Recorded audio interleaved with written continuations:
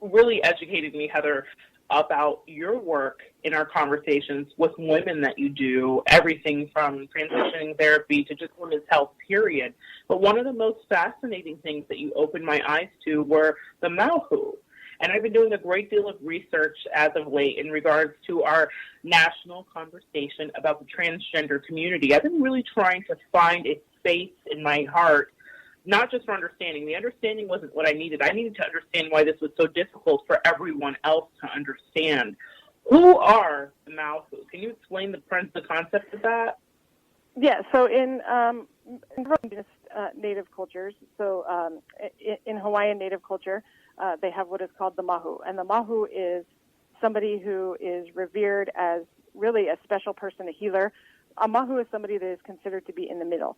So they really tend to present kind of both masculine and male and female. They're not really either or. And so they take both sides of these spectrums, and they are really they can really share that. So they have the sensitivity of feminine and are nurturing and are healers in that aspect, but yet are still have some masculine qualities where they can be warriors and hunters and provide for their families in that aspect if they need to.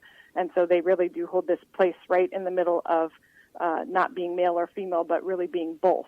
And, you know, until the missionaries came to Hawaii and changed things, they were really revered as special people. And this is also something that is true in Native American culture, whereas in Native American culture, they call it two-spirited. And again, in Native American culture, back in the day, people who are two-spirited or Mahu are revered as special people to be honored because they are healers and caretakers. And, you know, it's really only in our society now where they've taken people and kind of, you know, labeled, and we like to be like, oh, yeah, we're shunning those folks because either they're confused or there's something mentally wrong there. But if we really take the time to look back in our history and look at our ancestry, that's not true at all. It is not true at all. And that's why when we had this conversation, my mind was blown because I realized what I had been learning during my research over the past few months is that this has always existed. And this was not seen as a strange thing. It was just an accepted part of our society.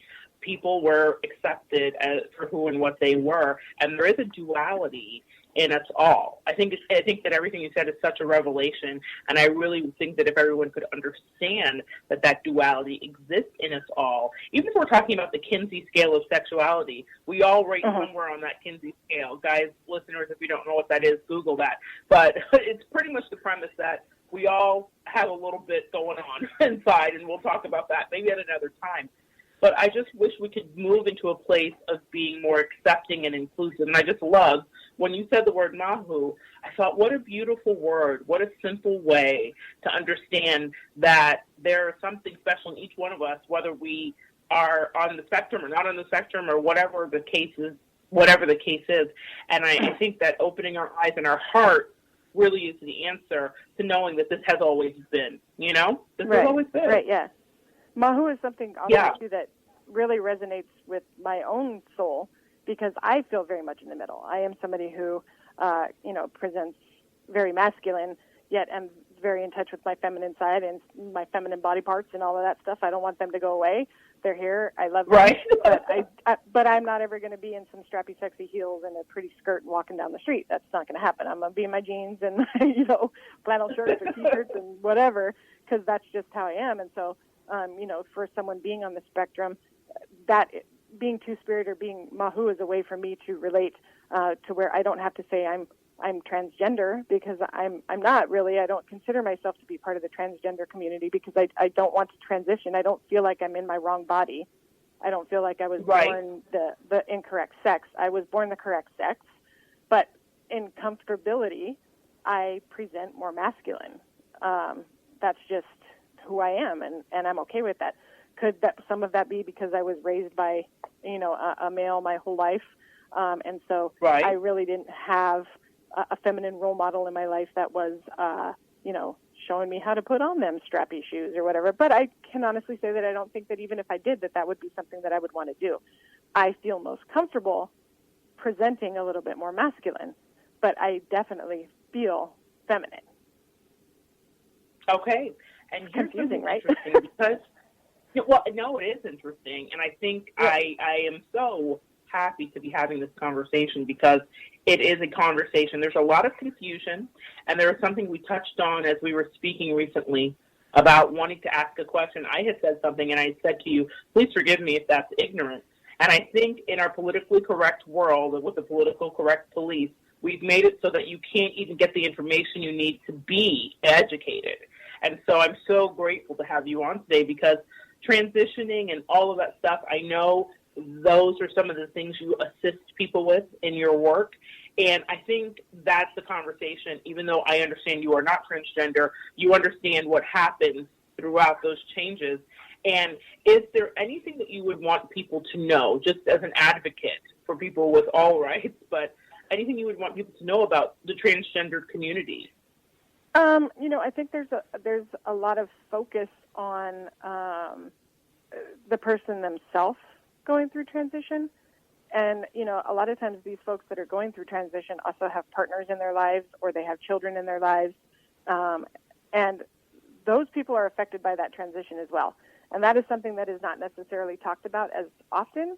But I think it's something that truly can't be ignored because this transition process is something that affects everybody involved in it. So it's not just the person who is going through the transition, but, you may have a couple that was a lesbian couple, and now one of those folks has decided to go through the transition, and then that can now become extremely confusing for the partner because they have all these feelings of, oh, well, I fell in love with a woman. That's what I was attracted to was a woman, and now you're maybe deciding to transition to a man, and I'm not sure how I feel about that because really I'm not attracted to men.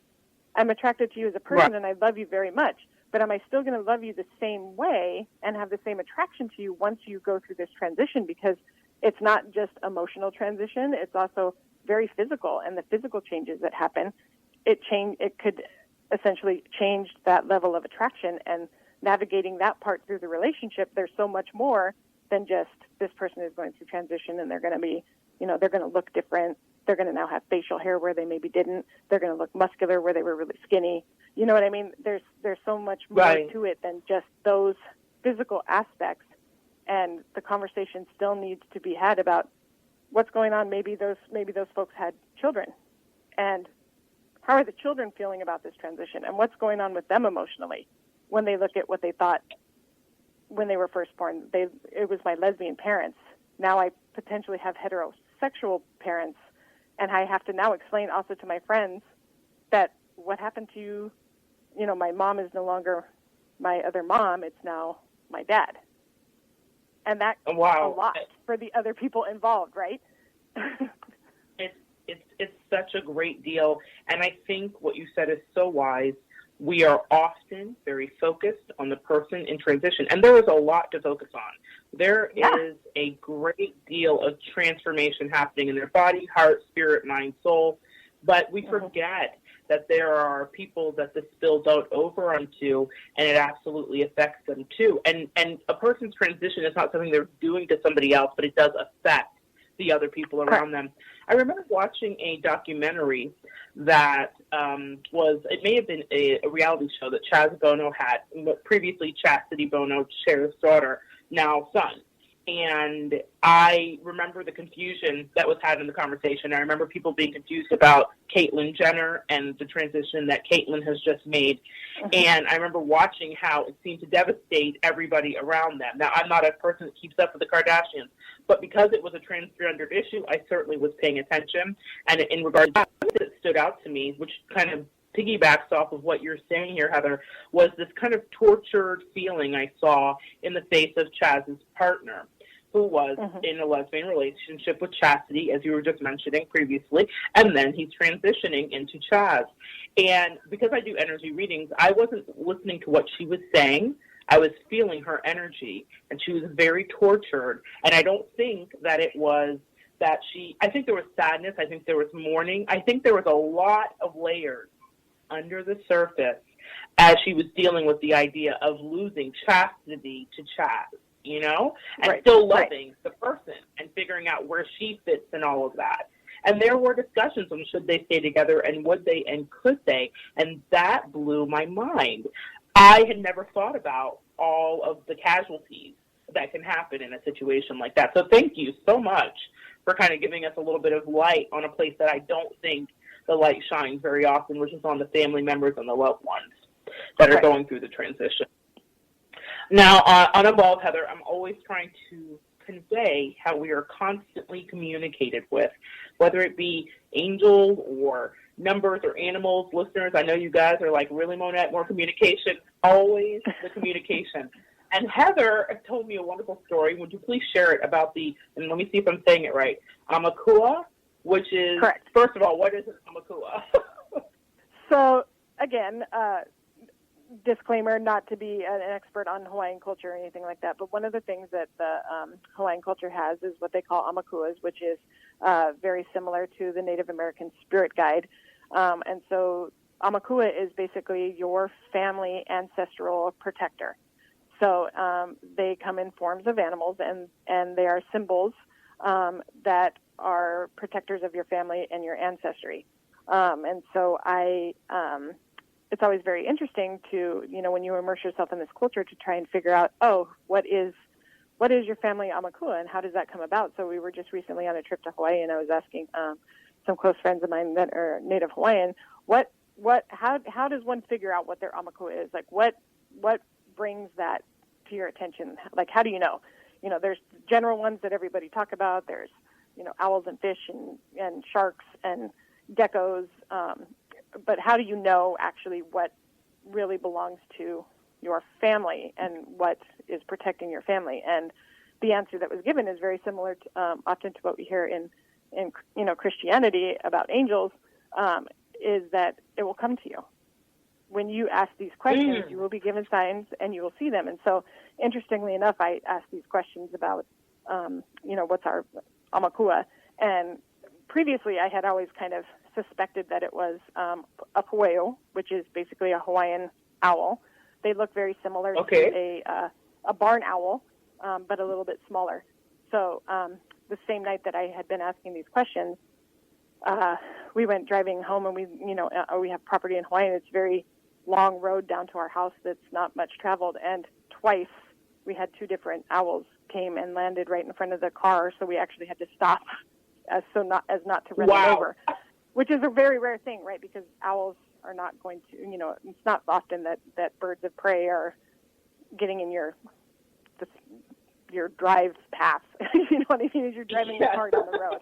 However, it happened twice on the same road when it was, whether it was the same one or a different one, I'm not sure. But, it was, at that point, too, that I was telling, well, there's your answer. There's your Amakua coming to let you know what it is.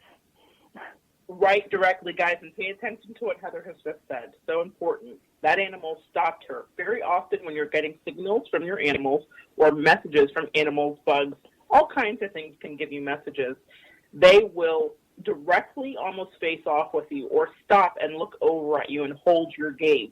There is a connection that is happening, and so that way it's not just a random animal sighting, because we see animals all day if we live on Earth, okay? So when you're wanting to know whether or not you're being communicated with or you're giving a sign, Heather was specifically asking, she put it out to the universe, what is my Amakua? And the universe gave her a specific answer with uncharacteristic behavior from a bird of prey. Birds of prey, we usually hear them, we see them swooping in and out, but we don't get to face off with them twice, where she had to stop her vehicle in order not to interface with this animal. That was a direct answer to her question about who her animal totem was, her spirit totem, whatever you want to call it. So thank you, Heather, for sharing that, because that's very important to know. It really does happen that directly. So you can't question, was that your Amakua? It was. Right.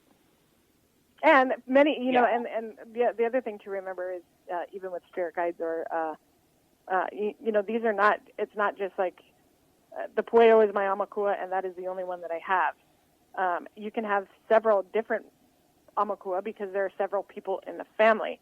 For example, our son, his Amakua is a shark. He is a diver and he free dives, and he has had several shark encounters where they actually will just bump him and go away. He has been face to face with sharks and never had any, with